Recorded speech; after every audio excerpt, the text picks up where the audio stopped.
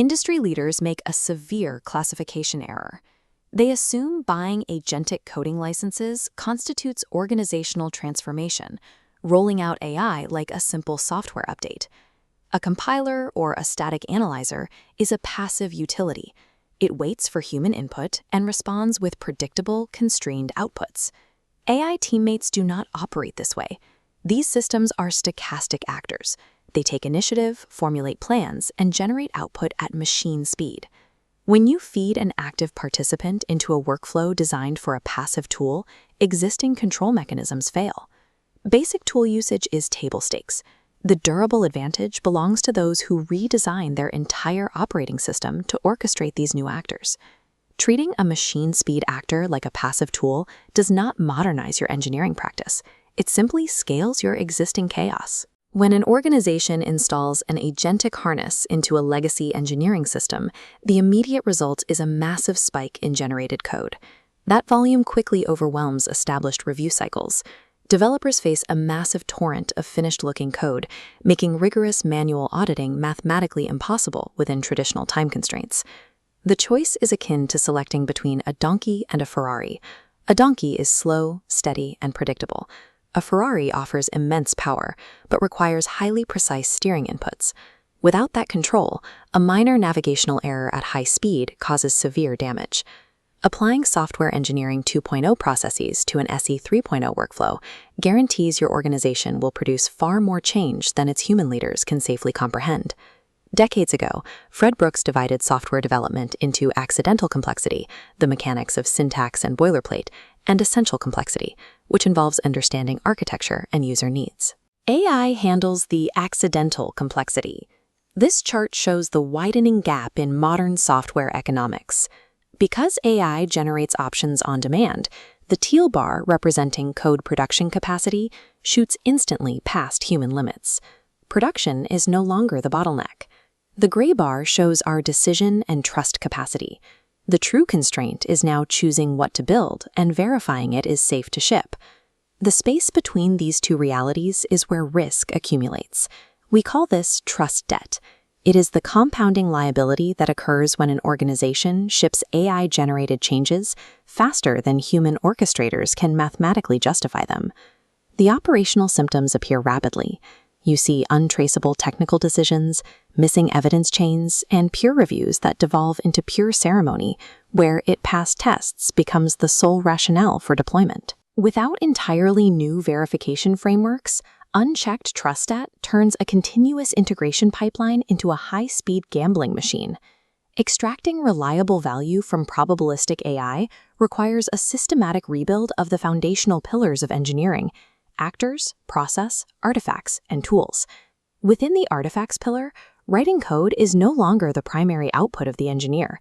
The focus shifts instead to generating explicit mission briefs that state intent and compiling hard evidence to prove the system works. The actors pillar requires a direct role shift.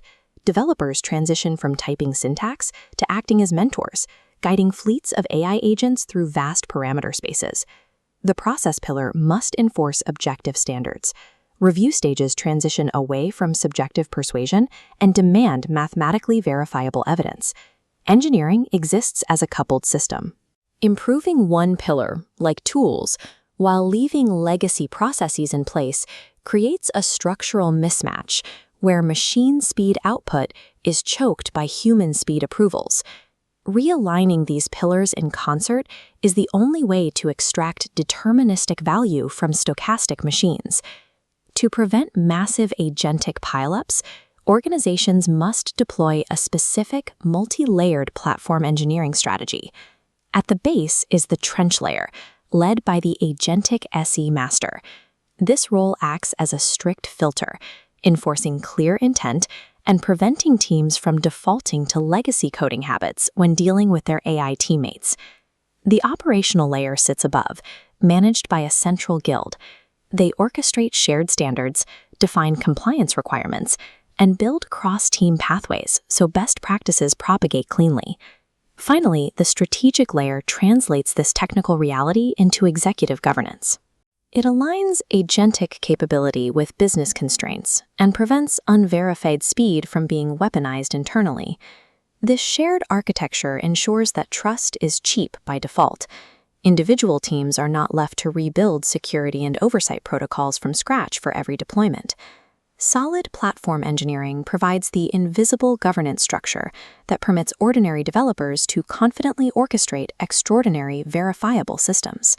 This level of technical capability carries a hidden psychological cost. Historically, the inherent friction of software development, waiting for a local build to finish, acted as a protective cognitive governor. It forced the human brain to pause, process, and rest. The agentic era strips away those delays. With AI outputting finished work in minutes and multiple agents running in parallel, those built-in periods of subconscious processing vanish entirely. This creates the intensification trap.